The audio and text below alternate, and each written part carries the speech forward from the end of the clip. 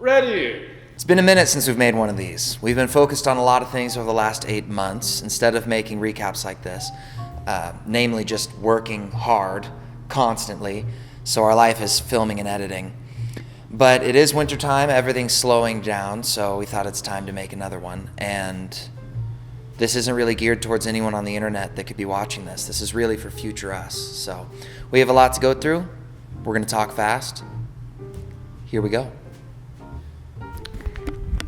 At the beginning of the year, I wrote down a few goals. Some of them felt out of reach, and other ones felt a little bit more obtainable.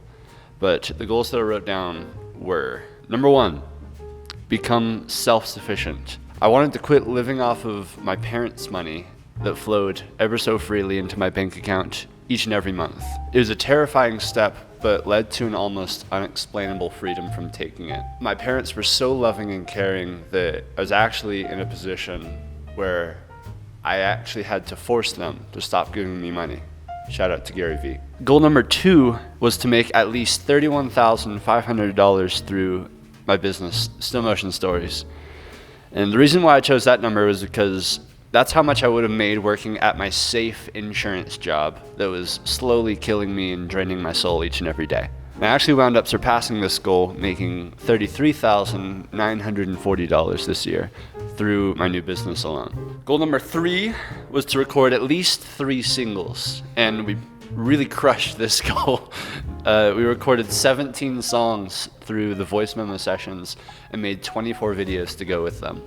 Goal number 4 was to graduate college. I did this halfway through the year in May and graduated a year ahead of schedule just by doing online classes, that sort of stuff. And all I can say is that I am happy to be done with it. I gave you a golf clap. Thank you. I gladly will take any clap.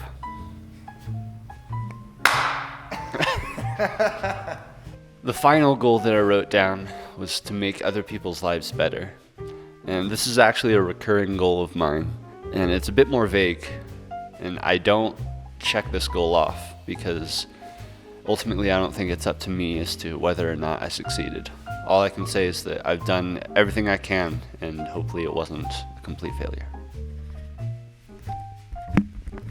I set out to do 100 real estate jobs and ended up doing 91 of those this year, earning a total of $19,600. I had no idea how this year was going to turn out. I just wanted to push myself harder than I was at my parents' house every previous year of my life. And after everything, I could have pushed myself much harder, but I was in the process of learning discipline. I've learned a lot about how things really work instead of seeing things one way in my mind and living in my head, which I was known to do in the past. As I take action, I can see how things happen. And while it's not easy to make things happen, I think we're both much more equipped for next year to hit even loftier goals.